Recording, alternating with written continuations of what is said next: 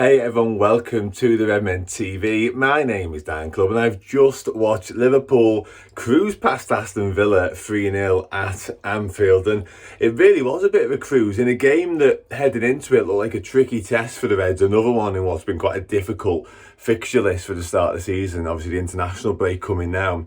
Liverpool were in control pretty much from word go. It was really quite impressive.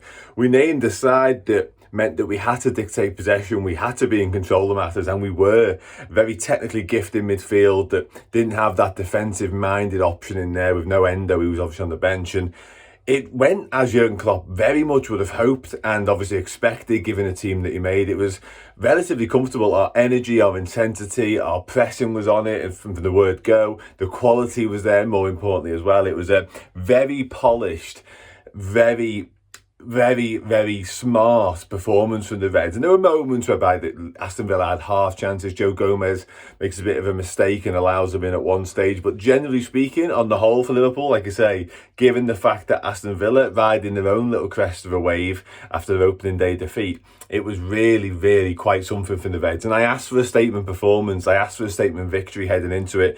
And I more or less got it, to be honest with you. A clean sheet against a decent Villa side, given Liverpool's defensive issues and the frailties that we've still seen, was quite something. And in terms of the goals, obviously opened the scoring, it's Dom Szoboszlai, and we've seen Szoboszlai show a lot of his qualities, show a lot of what we sort of hope we might get from him after he signed, but we've never seen that real moment of genius and that get you off your seat, stand up, applaud, wow, that's him.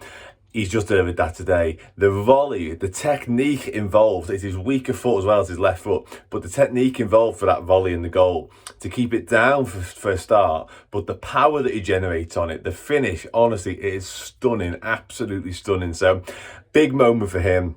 Huge moment. Obviously, like I say, he's been really impressive in his opening spell for Liverpool career, but the goal today just capped off the start that he's made, and I'm made up for him, I really am.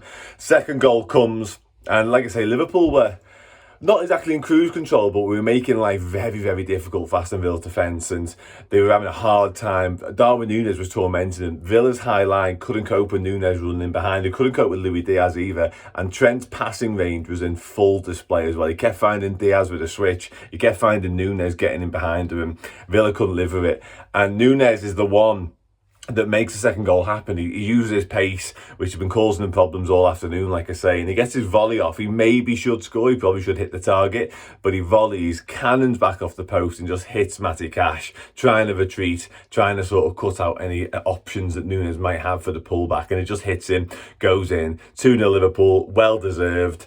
Like I say, very much on the front foot, in the ascendancy, doubled the lead. Yeah, happy days. Joel Matip actually misses a big chance to put the game to bed. Could have been game set match a little bit earlier than it was before half time, but yeah, Jurgen Klopp would have been delighted with the first half, make no two ways about it, and it carried on in a similar vein second half really, and the third goal comes from a corner, more pressure from the Reds. Darwin Núñez is the man again that gets up highest, flicks it on. He's definitely going for goal, doesn't quite get his angles right, flicks it on, it's going wide, but Mohamed Salah's the man. Johnny on the spot, arriving at the back post. Given the fact that he was supposed to have a medical last week for a different footy club, it's some goal for Liverpool, let's put it that way. He finishes dead easy at the back post, never in doubt. Mo Salah doing Mo Salah things, adding to his tally, 188 Liverpool goals now. What a man. But yeah, 3-0 for Liverpool. It was pretty comfortable. If it wasn't comfortable already, Liverpool really did go into cruise control from here on out. We played out the last half an hour with a lot of the ball. Villa never really laid a glove on us from that moment. There's a bit of a dodgy moment earlier on in the half where Alisson has to make a big save again, but Liverpool matches wouldn't be Liverpool matches without Alisson making something for it, would it? So yeah, listen, really good performance for Liverpool, massive 3 points.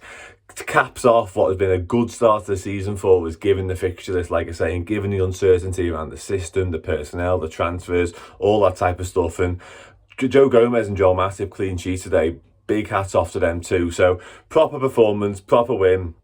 Big statement for Liverpool that we are very much meaning business this year. But Dom Szoboszlai needs the final word. Like, he is something else, that lad. It's a Gerrard-esque strike from Dom Szoboszlai. It's right out the top drawer. We said it about Darwin Núñez last week in his finishes, but Szoboszlai again today. unbelievable. What a lad. We've got a real gem on our hands. We've hit the jackpot with Dom Szoboszlai, let's put it that way.